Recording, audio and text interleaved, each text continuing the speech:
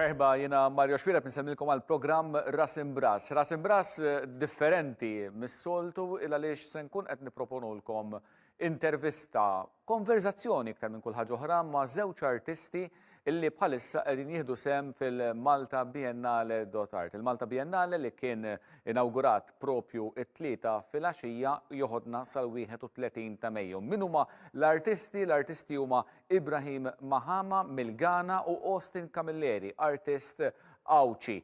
It-tnejn li huma l-arti li qegħdin jipproponu tikkonċerna l-kolonjaliżmu jew aħjar id-dekolonizzazzjoni.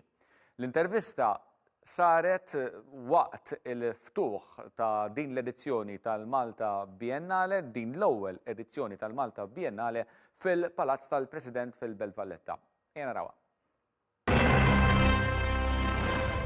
Dan il-Malta Biennale jagħmluh l-artisti u għandi l-unur u l-pjaċir ngħid li għandi tnejn mill-artisti li jinsabu miegħi hawnhekk f'din is-sala tal-Gran Mastru fil-Palazz tal-President. Għandi miegħi lil Ibrahim Mahama, wieħed mill-artisti li qiegħed jippreżenta x-xogħlijiet tiegħu fil-ġgantija se nkun qegħdin nitkellmu miegħu minn hawn u ftit tal-ħin ieħor. Ibrahim huwa mill-Ghana u għandu wkoll l-Camilleri. Camilleri artist Awċi illi wkoll ingħaqad magħna hawnhekk sabiex magħhom inkunu nistgħu nitkellmu dwar dan il-Malta Biennale. Welcome, Ibrahim, welcome. Thank you very much. We have just experienced the opening of the Malta Biennale. What are your thoughts as the Biennale gets underway? Well, I think it's quite fantastic for a first-time biennial. I think the curators they understand what it means to be able to create an exhibition. And they've assembled a really good team of artists who are very sensitive about their work. A lot of them came here actually to produce work which was specific to the context of Malta. And mostly you don't find that in biennials, because mostly in biennials works are imported to these countries and all that. So for the first time, I thought that it was a really good decision to take. How challenging is it for you as an artist to present your art at Ġgantija temples, in a historical site? Well, you know, it's a Neolithic site, so it's so precious, you almost cannot touch the site in itself, and you cannot compete with it. But at the same time, there's so much density of history within this place. The work in itself, which was presented, already had its own history, being a sculpture that is made out of residues from stones that were taken by Europeans to Africa in the 17th century for building forts, and then now bringing it back to Europe and putting it in a site like this. So for me, I think that you are not competing, but opening up a dialogue for other possibilities. Sadan tant qegħdin nassistu għal dawn il-filmati kif smajtu anki fl-aħħar parti taċ-ċerimonja il-mistednin distinti bħalissa qegħdin jiddawru mal-Padiljun ta' Malta illi jinsab propju hawnhekk fil-Palazz tal-Gran Mastru fil-Belt Valletta. Il-Palazz tal-Gran Mastru kif konna nafuh ħafna u ħafna snin ilu llum il-ġurnata, ovvjament il-Palazz tal-President hemmhekk rajna il-Prim Ministru ta' Malta Roberta Bela, l-Dr. Lidja Bela u anki l-Dr. Mario Kutajer qegħdin jiddawru ma' dan il-Padiljun. Austin, inti biex nużal frażi bl-Ingliż, Ibrahim ġej mill-Ghana, inti homegrown artist, l-artist lokali. Ipparteċipajt f'biennales oħrajn madwar id-dinja għandi l-lista hawnhekk anke Venezia, le? Kif qed tħossok issa qed tipparteċipa f'Malta? Ovvjament għalina kont qed nisma' diskorsi kollha, rridu nifhmu l-arti kontemporanja f'Malta ma bdietx issa, naħdmu għaw artisti li qed jipparteċipaw Maltin fil-biennale li naħdmu mill-aħħar tad-disejnijiet. Qatt ma kellna xi ħaġa daqshekk kbira, daqshekk ambizzjuża. Però biex biennale tkun suċċess, tkun b'saħħitha, mhux il-kontinutà hija l-importanti.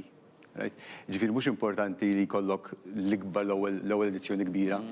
L-importanti li tissaħħaħ ma' żmien. Tibdi fuqha u tibdi fuqha u tibqa' il-legat tagħha mhux dawk sentejn biss imma kull sentejn li tiġġedded.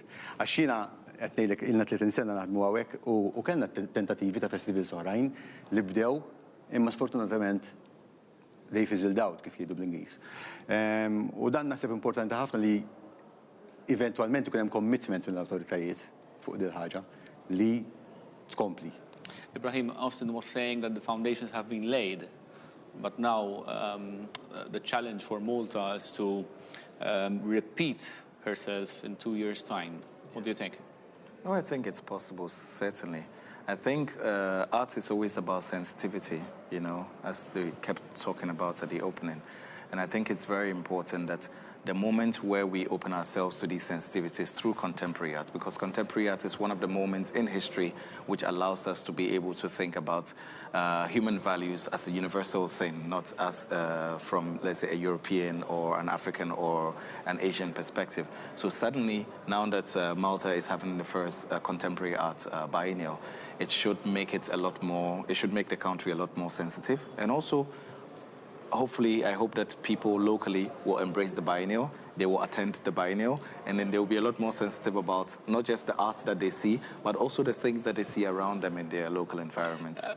On a personal level, what brought you to Malta? Why were you interested in participating? You know, Malta has been very close to my heart for many years. In 2018, there was a Valletta 18. Yeah. I participated in a show. The island is what the sea surrounds. And I did a project at the Pescaria in Valletta, and I was very much in love with this city. And then I came back again and again, and so now when I heard there was a biennial and I was contacted by the curators, I was very excited. I said, wow, Malta, why not? So, and moreover, also I knew that there were a lot of really incredible artists, both international and also local, who were going to be participating. And I didn't know Austin before, but we met here. And there's a lot of really incredible artists. And I think that's the beauty about a biennial. It brings a lot of really incredible, talented, intellectual people to one place, which allows for new connections to be built. So, and I thought Malta was, with the history that it had, was kind of a good melting pot for all of this to emerge. Yeah. Austin, 2500 sottomissjoni kien hemm minn madwar id-dinja kollha minn 117 il-pajjiż aw 140 artist bħal Ibrahim hawn ħafna artisti barranin. Jew il-livell tagħkom ukoll bħala artisti dan? Jew jiġri fl-aħħar mill-aħħar tiddakru minn xulxin, le intom iddakru l-barranin iddakru lilkom. Eżatt, li ħaġa komuni ħafna kullimkien. Ġifri kull darba li tisebix ximkien ieħor titkellem ma' artisti oħrajn hija l-fulkru ta' festivals u biennales bħal dawn.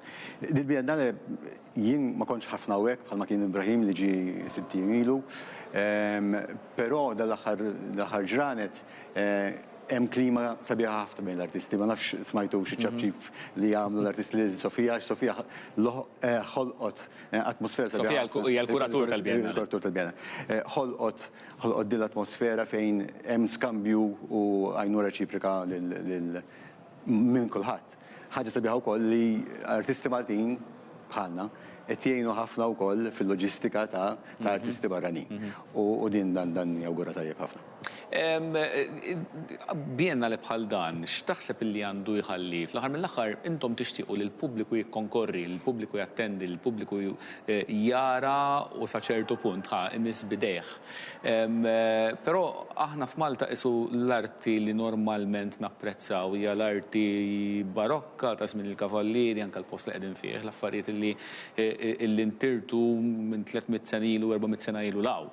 U għadna naraw għadi anka fil-festi meta jsiru fil-lokalitajiet, kważi l-arti hija barokka. Kif tixtiequ lin-nies li jersqu lejn l-arti kontemporanja? Ara, l-artist x'jagħmel? Jistaqsi l-mistoqsijiet ipoġġi x-xogħol tiegħu fil-pubbliku. U jien bħala artist nixtieq li l-arti tiegħi titkellem awdjenzi differenti. Ġifieri importanti li b'xi mod jew ieħor l-arti tmur lejn il-pubbliku, mhux bil-fors il-pubbliku mur lejn l-arti. Aħna mdorrin ukoll li naraw l-art kontemporanja. Mhux biss, anki arti oħrajn, fihom fil-mużewijiet dejjem ġewwa, right? F'każijiet bħal ta' ħafna drabi anki fix-xogħol pubbliċi tiegħi, right? Impoġġi l-arti f'idejn in-nies fil-pjazza, fit-triq, right? U dak naħseb importanti ħafna. U għandna ħafna xogħlijiet tal-artisti li huma hekk. Issa importanti wkoll li b'xi mod jew ieħor, għax din dejjem hekk jiġri, li b'xi mod jew ieħor iktar ma' is-soċjetà, right, il-komunità tisponi ruħha għal ċertu tip ta' diskors, iktar hemm ċans tipprova t'engagea miegħu. Ibrahim, Austin was saying how the artist is trying to reach out to the public. How will you try to reach out to the public? I think During the Biennale, of course. Yeah, well, the work that the work of mine that is presented in the biennial, there is a dialogue between the work, the history of the work. There's a certain weight and heaviness to the work in relation to the site itself. And it's a work that you have to look down to. So when you go to Jicantia in the archaeological site and you're walking down, there are these tombstones that are on the floor that you have to almost look on the floor whilst you walk on it. So you become part of the work, and your weight also becomes part of this material. So suddenly when you begin to learn more about the composition of the material forms within the object, it allows you to think about yourself in connection to, let's say, the people around you, or in connection to people in other places. So for me, I'm kind of a bit curious to see how people interact with these works, because at the end of the day, it's like when you make an artwork, it's like you've given birth to a child, and then now you leave it to the world for them to interact and things like that. Yeah. Ibrahim ta' dak li se jippreżentaw fil-ġgantija, inti x'għandek Austin? Jien għandi biċċa xogħol qiegħda barra. Aħna tnejn qed nitkellmu fuq kolonjaliżmu, jien nixtieq nara x-xogħol tiegħi lil hemm il-kolonjaliżmu. Kif taf jinteressana ħafna l-immaġini tal-poter. Uqbad Reġina Vittoria bħala immaġini tal-poter. Ejja nispjegaw daqsxejn lill-pubbliku hemm barra li qed isegwina. Rajna ħafna ritratti fuq il-mezzi soċjali, rajna anke ritratti fil-gazzetti u fil-portals ta' dan it-tron tar-Reġina Vittoria impoġġi quddiem ir-Reġina Vittoria tron però vojt. Inti, kulħadd jista' jinterpretaħ kif irid fl-aħħar mill-aħħar l-arti diki. Inti x'inhu l-messaġġ inti qed tipprova twassal bih? Jien ma rridx nagħmel messaġġ dirett, ovvjament. Jien nixtieq nkun iktar poetiku u dejjem nipprova nkun hekk. Nagħmlu premessa żgħira. Jien m'iniex avukat tal-cancel culture, anzi, ħafna mix-xogħlijiet tiegħi jitelgħu minn fuq l-affarijiet li għandna qabilna. Dik l-immaġini kien interessani, fil-fatt għamil xogħlijiet qabel fuq dik l-immaġini kemm fil-exhibition tiegħi sentejn ilu spazju kreattiv, imma għandi wkoll xogħlijiet żgħar. F'dak każ partikolari rrid naħdem bil-memorja. B'żewġ memorji fil-verità. Għax aħna ħafna nies jsejħu dak Reġina dik il-pjazza. Fil-verità jisimha Pjazza Repubblika. U għalhekk kien interessanti ħafna li dan bħalma Triq ir-Repubblika ħafna nies Maltin għandhom isejħu l-Asra Reali. Eżatt. Għalhekk kien interessanti li dawn iż-żewġ memorji jaħbsu ma' xulxin. U kull ma għamilt, bażikament jiena batt it-tron jew is-siġġu li għandha Reġina fl-iskultura ta' Valenti u rreplikajtu imma fil-ġebla tagħna, il-ġebla tal-Franka. Kont fortunat, kelli xorti li sibt, għaxin n-nannu tijaj waskultu. Din interessanti, li sibt blokka tal-ġebel tal-Franka li n-nannu kienet maħdimx, li kienet maqtuwa mill-barriera fis-sittinijiet, ġifiri għada taħt il-monarkija. U blodda tal-nannu tijaj stess, fil-garax tal-nannu tijaj stess, ġi fil-studio, għan kollu nejdu l-ħanut. Naqqax diħ bon tradizjonali, jiena l-assistenti tijaj. U kull ma minna poġġejni hemmek u d-dima. L-istess soli tal-Reġina, ġifri mux għola jewenqas, l-istess soli, ġiskom poġġejni hemmek. Dak biskennent. Però ħloqt diskussjoni u dak huwa t-tir tal-artist, le? Jien minix interessat fil-kontroversja. Fil-kontroversja xej. Għalija ma t-interessanix. Jinteressani, ovvjament, li x-xogħol jitkellem kif qed qabel, jitkellem b'modi differenti. Għax ma jitkellemx u ma ħseb nkun fallejt. Il-vojt mhux għax m'hemmx ir-Reġina, il-vojt għax hemm ħafna affarijiet oħrajn. Għalina kollha li biex impoġġu fuq biex ngħidu għal min għandu ftit poter, jew ħafna poter, biex ma jabdikax minn dak il-poter. Ibrahim, I presume you have understood what we were speaking about his work of art over here in Valletta. Of course, you will be addressing colonialism and decolonization in your work as well. Ghana was a British colony, Malta was a British colony. Can you perceive any similarities between the Maltese and the Ghanaian mentalities? Oh, well, Malta is in the Mediterranean, and it's also part of the European Union now. So economic-wise, it's very different from Ghana. But also, when we were... Mentality-wise, when we were assembling the work, sometimes I realized that the guys who were from Heritage Malta who were working with us, of course, they're fantastic, very hardworking, they're very dedicated and all that.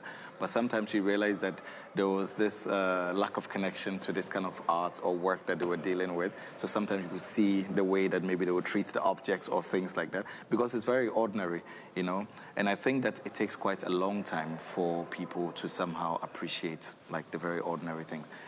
Interestingly enough, historically, when you go back to the Neolithic period, the Bronze Age and before, people somehow appreciated everyday objects and they spent a lot of time on craft and things like that. I know that in Malta there is a very strong emphasis on craft making. On material culture. Material culture and things like that.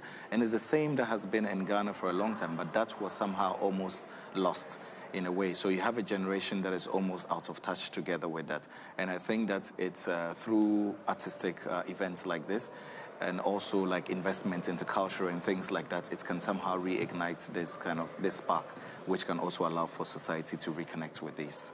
Ibrahim, Mahama, Austin Camilleri, thank you very much.